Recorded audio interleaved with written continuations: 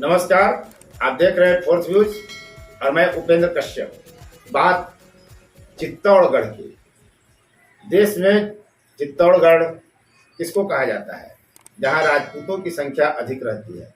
बिहार में चित्तौड़गढ़ के नाम से मशहूर है औरंगाबाद। 18वीं लोकसभा का चुनाव है और 17 बार वहां से राजपूत सांसद बने हैं। पहली बार यह परंपरा टूटी है और अभय कुशवाहा सांसद बन गए, जो जाति से कोरी हैं, कुशवाहा हैं, राजपूत नहीं हैं। हम इसी मुद्दे पर चर्चा करेंगे। आपको पता होना चाहिए कि 17 बार राजपूत ही सिर्फ औरंगाबाद लोकसभा सीट से जीते हैं और उसमें भी 2 परिवार की ही आधिकारिक रूप से वर्चस्व रहा है, जिसमें पूर्व मुख्यमंत्री बिहार के जो रहे हैं, अब स्वर्गीय है सत्येंद्र नारायण सिन्हा, अनुग्रह नारायण सिन्हा उनके पिताजी थे। उनके बाद उनके पुत्र निखिल कुमार की पत्नी श्यामा सिंह। ये लगातार इन लोगों का वर्चस्व कायम रहा है संसदीय सीट औरंगाबाद पर। दूसरा परिवार रहा है लूटन सिंह, जिन्हें कहते हैं राम नरेश बाबू। वो खुद सांसद रहे, उसके बाद उनके पुत्र सुशील सिंह सांसद रहे, लेकिन कभी दूसरी जाति का व्यक्ति यहाँ नहीं जीत सका। और जब भी ये कोशिश होती है कि चित्तौड़गढ़ को ध्वस्त किया जाए तो सारे राजपूत एक हो जाते हैं और सवर्ण भी एक हद तक। और फिर जो भाजपा का आधार वोट रहा है, कांग्रेस के रीजन में भी कांग्रेस उनके साथ थी, लेकिन जब से सुशील सिंह भाजपा की तरफ से जीत रहे हैं तब वैश्य भी उनके साथ जुड़ा। और इस चित्तौड़गढ़ को ध्वस्त करने की कोशिश लगातार होते रही। 2019 के चुनाव में राजद के तरफ से उपेंद्र प्रसाद को टिकट दिया गया था, जो जाति से दांगी थे। इस बार जदयू के विधायक गुरुआ से अभय कुशवाहा को राजद में शामिल कराया जाता है और अभय कुशवाहा को औरंगाबाद का टिकट लालू प्रसाद यादव दे देते हैं। यह अब भी स्पष्ट नहीं है कि अभय कुशवाहा को टिकट पहले मिला या उन्होंने राजद पहले ज्वाइन की। इतना सब कुछ जल्दी जल्दी में हुआ और अभय कुशवाहा यहाँ आते हैं और पहली बार चित्तौड़गढ़ को ध्वस्त कर जाते हैं। स्वाभाविक सी बात है कि चित्तौड़गढ़ ध्वस्त करने की सोच रखने वाले तमाम गैर सवर्ण जातियों में आज उल्लास का मौका है। वहीं दूसरी तरफ चित्तौड़गढ़ बचाने में लगे वैश्य और सवर्ण समाज को तकलीफ होगी। आज हमारे साथ प्रोफेसर शिवपूजन बैठे हुए हैं और हम इन्हीं से चर्चा करते हैं कि औरंगाबाद लोकसभा सीट पर अभय कुशवाहा की जीत को कैसे देखा जाए। चित्तौड़गढ़ का ध्वस्त होने का मायने क्या है, उसका संदेश क्या है। प्रोफेसर शिवपूजन अपनी बात शुरू करें इससे पहले हम बता दें, जिस समय हम ये वीडियो शूट कर रहे हैं उस समय तक 3,80,432 वोट अभय कुशवाहा को मिला है।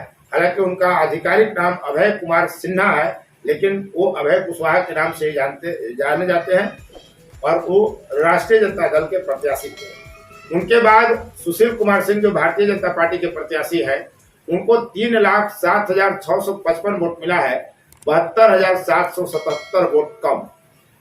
हो सकता है यह अंतिम परिणाम नहीं हो, वोटों की संख्या अभी और जुड़ सकती है, इसलिए जीत का फासला घट बढ़ सकता है। लेकिन यह तय है कि अभय कुशवाहा चुनाव जीत गए हैं, अब वो हारने से रहे। तीसरे नंबर पर जो व्यक्ति रहे सुनेश कुमार, बहुजन समाज पार्टी का, उनको मात्र 16,789 वोट मिला है जिस समय हम यह आंकड़ा देख रहे हैं। और इनसे अधिक वोट यानी तीसरे नंबर पर औरंगाबाद में नोटा रहा, जिसे 18,524 वोट मिला। बाकी जो भी प्रत्याशी हैं 6, वो 5 अंक में वोट प्राप्त नहीं कर सके हैं। तो अब हम आपको डाटा हमने बता दिया। अब हम बात करते हैं प्रोफेसर शिवपूजन से। सर, चित्तौड़गढ़ ध्वस्त हो गया, इसे कैसे देखा जाए, कैसे देख रहा होगा समाज? यह प्रगतिशील लोकतंत्र की निशानी है। जहाँ लोकतंत्र जिंदा होता है वहाँ बदलाव होते हैं, इतिहास बदलता है, परंपराएं टूटती हैं और यही लोकतंत्र की खूबसूरती होती है। अगर जो है वही रहेगा और आगे भी उसी के रहने की संभावना होगी तो फिर चुनाव क्या, लोकतंत्र क्या। इसीलिए कहीं भी किसी क्षेत्र में आप देखिएगा बदलाव होते रहना जरूरी होता है। यह लोकतंत्र की ताकत की निशानी है। जनता में जागरूकता आती है और जनता अपना हित देखती है कि किसके साथ मेरा हित जुड़ेगा। यह अलग बात है कि 17 बार से वहां राजपूत जाति के लोग बनते रहे, और ऐसी बात नहीं, उनमें कुछ बहुत अच्छे लोग भी थे जो जन सेवा करते थे, जनता से जुड़ाव रहता था। बिना जनता से जुड़ा होगा तो कोई इतना हाँ। जीतेगा नहीं। हाँ, लेकिन होता क्या था कि बाकी जो बोर्ड था, राजपूतों के अलावे, सवर्णों के अलावे जो बाकी बोर्ड था वो बिखरा हुआ रहता था। अब धीरे धीरे चेतना आई है उनमें, उनको अपना प्रतिनिधि चाहिए, वो हर जगह अपना प्रतिनिधि खोज रहे हैं। इसीलिए आप देखिएगा बिहार यूपी कहीं भी ये ट्रेंड चल रहा है, अति पिछड़ों में, दलितों में अपना प्रतिनिधित्व लाने की, पाने की लालसा हाँ, जगी है। जगी है। यह लोकतंत्र की निशानी है और उसी का कारण है कि यह बदलाव आया है। इसको मैं ऐसे देखता हूँ, यह लोकतंत्र की जीत है, लोकतंत्र की जीत है। लेकिन ये बार बार जो कहा जा रहा था चित्तौड़गढ़ और तोड़ने और बचाने की जो लड़ाई होती थी, इसका मतलब यह है कि सवर्ण समाज के खिलाफ कहीं न कहीं गोलबंदी हो रही है अवर्णों में। और जिस तरह से जातीय सर्वे बिहार में किया गया, राहुल गांधी ने कहा कि देश में सबसे बड़ी समस्या है ओबीसी की जनगणना। अगर हम एक्सरे कर ले ओबीसी का तो देश की समस्या लगता है जैसे खत्म हो जाएगी। लालू प्रसाद यादव बार बार कह रहे हैं जिसकी जितनी हिस्सेदारी उतनी भागीदारी मिलनी चाहिए। तो ये जो पिछड़ों की गोलबंदी है, क्या इसमें जातीय खांचों में फिट रहते हुए भी जातीय समूहों की गोलबंदी करने की छटपटाहट दिखती है क्या? हाँ बिल्कुल है। इस बार जो टिकट वितरण हुआ सभी पार्टियों में, उन्होंने उसमें आप देखेंगे कि जातीय समीकरण साधे गए हर क्षेत्र में, और वो जातीय समीकरण हर पार्टी में नजर आती है। सभी लोग उससे बच नहीं पाते हैं। सभी पार्टियों का एहसास है कि जो नीचे से तबका उभर रहा है, जो समूह उभर रहा है, उसका प्रतिनिधित्व अगर हम नहीं करते हैं तो फिर हम चुनाव में पीछे पड़ जाएंगे। और यही कारण है कि जिनको जरा सामाजिक समझ नजर आई और उसी के अनुसार जिनका समीकरण फिट बैठा, वो जीत और रिजल्ट उसी तरह से आ रहे हैं हर जगह। लेकिन कहा यह जा रहा है कि अगर पवन फैक्टर नहीं होता काराकाट में तो औरंगाबाद में भी सुशील सिंह की हार नहीं होती। यहाँ जब पवन सिंह ने ऐलान किया था कि वो काराकाट से चुनाव लड़ेंगे, तभी ये कहा गया था, चर्चा आई थी कि पवन सिंह ने ऐलान ही इसीलिए किया है ताकि औरंगाबाद का कुशवाहा वोट पवन सिंह के प्रभाव में, दबाव में सुशील सिंह की तरफ जाए, क्योंकि कुशवाहा को माना जाता है भाजपा का आधार वोट। लेकिन औरंगाबाद में कुशवाहा प्रत्याशी जो राजद ने दिया, तो कुशवाहा भाजपा को छोड़ के अभय कुशवाहा के साथ चला गया। यही कारण नहीं रहा। सबसे बड़ी बात है, लालू यादव ने सामाजिक समीकरण पर ज्यादा ध्यान दिया, क्योंकि पिछले चुनाव में राजद को यहाँ 0 मिला था, एक भी सीट नहीं मिली थी। और यही कारण है कि इस बार लालू यादव किसी तरह से समझौता करके, किसी तरह से वो यादव बहुलता की तरफ नहीं गए, और उन्होंने सोचा कि किसी तरह से हमको सीटें आनी चाहिए। और इस समीकरण में उन्होंने इस क्षेत्र में 3 लोगों को, 3 कुशवाहा को टिकट दे दिया। नवादा से श्रवण कुमार, टोटल बिहार में 7 कुशवाहा को टिकट टोटल दिया। 7, और इसी क्षेत्र में 3, एक ही एरिया में नवादा, 3, नवादा, औरंगाबाद और काराकाट। इसका असर यह हुआ कि कुशवाहा जो नीतीश कुमार के साथ था, एनडीए के साथ था, वो कहीं ना कहीं लालू से सहानुभूति रखने लगा कि यह हमारे प्रतिनिधित्व है, इसीलिए हमको वोट करना चाहिए। अगर हम चुकते हैं तो फिर यह अवसर हमको नहीं मिलेगा। कुशवाहा में यह संदेश गया कि हमको लालू के साथ जाना चाहिए, इसलिए कि एनडीए में कुशवाहा को उतनी तरजीह नहीं मिली। तो अब तो आपको मुख्यमंत्री बना दिया, कुशवाहा को अध्यक्ष बना दिया। इतना ताकत की अध्यक्ष रहते हुए तो कोई उप मुख्यमंत्री नहीं रहता है बीजेपी में। 2 पद के अलावा हमको सीट भी तो चाहिए। यह भी तो लोग कहता है कि विधायक कितने सांसद का सीट दिए हैं आप, अगर वह नहीं दीजिएगा तो एक रखने से नहीं होगा। सिंबॉलिक काम नहीं चला। हाँ, इसलिए कि जातीय जनगणना ने बता दिया है कि हमारी संख्या 7% है, तो हमको वह चाहिए, और अगर वह नहीं देंगे तो मैं आपके साथ नहीं रहूंगा। यह निशानी है, यह आगे के लिए संकेत है सभी पार्टियों के लिए कि जिनकी संख्या है उनको उतना प्रतिनिधित्व आप दीजिए, और नहीं देंगे तो आप बच्चा खाएंगे। तो फिर संतुष्टि तो नहीं ना होगी। आप अगर 7% तो पहले कुशवाहा है नहीं, जो जातीय सर्वे आया उसके हिसाब से, तो 7% भी अगर मान लेंगे तो मैक्सिमम 3 सीटें मिलनी चाहिए थी। 40 ही सीट है लोकसभा की। क्योंकि लालू के यहाँ कोई बड़ा नेता नहीं था कुशवाहा का, तो इसको कहीं ना कहीं तो कंपनसेट करना था ना। इसके लिए उन्होंने इतनी सीटें दी ताकि देखो हम तुम्हारे हितैषी हैं। वो नहीं है, वो एक आदमी को देता है, हम तुम्हारे इतने आदमी को। और इसका असर गया, पॉजिटिव असर गया। और यही कारण है श्रवण कुशवाहा वहां भी लीडिंग पोजीशन में है, यहाँ अभय कुशवाहा हैं, यहाँ राजा राम सिंह हैं। क्या कारण है?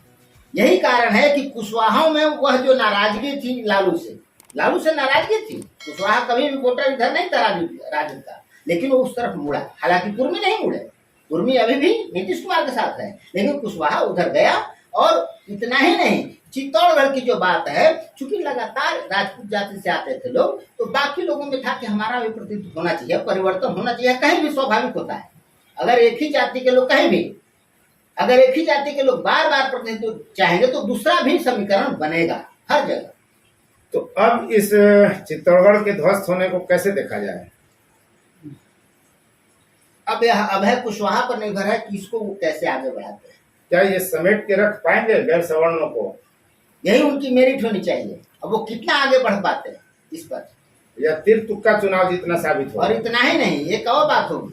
अब औरंगाबाद में जो 25वें विधानसभा का चुनाव होगा, उसमें आप देखिएगा कि पिछड़ों के लिए जगह और बनेगी। वहाँ औरंगाबाद जिला में पिछड़ों के लिए और जगह बनेगी। और अभय कुशवाहा के साथ साथ अब पार्टी भी सक्रिय होगी उस तरफ से कि हम और लोगों को प्रतिनिधित्व दें जिनकी जहां संख्या है अति पिछड़ों। अभय कुशवाहा ने चुनाव बड़ा दमदार तरीके से लड़ा ने। हाँ, एक ऐसा है क्या कि समाज में औरंगाबाद का मिजाज है थोड़ा दबंगई का। वहाँ उपेंद्र प्रसाद इसके पहले जो प्रत्याशी थे वो भी अच्छे प्रत्याशी, लेकिन दबंग छवि के नहीं थे। अभय कुशवाहा भी दबंग छवि के हैं, डरने वाला आदमी नहीं है। तो इसीलिए इन्होंने बराबर सुशील कुमार सिंह का मुकाबला किया, हर स्तर पर इन्होंने जवाब दिया। तो जनता को लगा कि आदमी पीछे नहीं हटेगा, लड़ सकता है, ये भी बहादुर है। तो लोगों का झुकाव हुआ और जनता कहती थी कि अभय दबने वाला नहीं है, अब की सही उम्मीदवार मिला है। एक अति पिछड़ों में यह संदेश गया और इसीलिए गुलबंदी हो गई। अगर ये भी उपेंद्र कुशवाहा की तरह महीन आदमी होते, शरीफ आदमी होते, बहुत शालीन होते, तो हो सकता था यह पोलराइजेशन नहीं होता, ध्रुवीकरण नहीं होता पिछड़ों और पिछड़ों का, दलितों का। लेकिन उनको लगा कि नहीं, आदमी सुशील कुमार सिंह से टक्कर दे सकता है, लड़ सकता है। हाँ, और पिछड़ों को संरक्षण भी दे सकता है। इसीलिए चूंकि गुरुआ से जीते हुए हैं, गुरुआ औरंगाबाद लोकसभा क्षेत्र में ही गुरुआ से जीते हुए थे, तो लोगों ने देखा था इसको कि आदमी डरने वाला नहीं है, पीछे हटने वाला नहीं है। इसीलिए इस तरह की चित्तौड़गढ़ में वह जरूरी था। चलिए, चित्तौड़गढ़ ध्वस्त हो गया है। अब पिछड़ों की गोलबंदी को अभय कुमार सिन्हा उर्फ अभय कुशवाहा क्या 2029 तक गोलबंद रख पाते हैं अपने पाले में? ये देखना दिलचस्प होगा और ये पता तभी चलेगा जब 2029 का चुनाव परिणाम सामने आएगा और वो प्रत्याशी रहेंगे नहीं रहेंगे, क्या होगा। लेकिन ये बड़ी चुनौती है। चित्तौड़गढ़ को जिस तरह से ध्वस्त किया अभय कुशवाहा ने, उसी हिसाब से इनके लिए चुनौती भी बड़ी है कि वे अपने पाले में जो पिछड़ी गोलबंदी हुई उसको बरकरार रखें, अन्यथा फिर तिर तुक्का ही यह जीत साबित होगा। अब तक फोर्थ व्यूज में बने रहने के लिए आप दर्शकों को बहुत बहुत धन्यवाद। फोर्थ व्यूज, चौथा विचार, बाकी ठीक।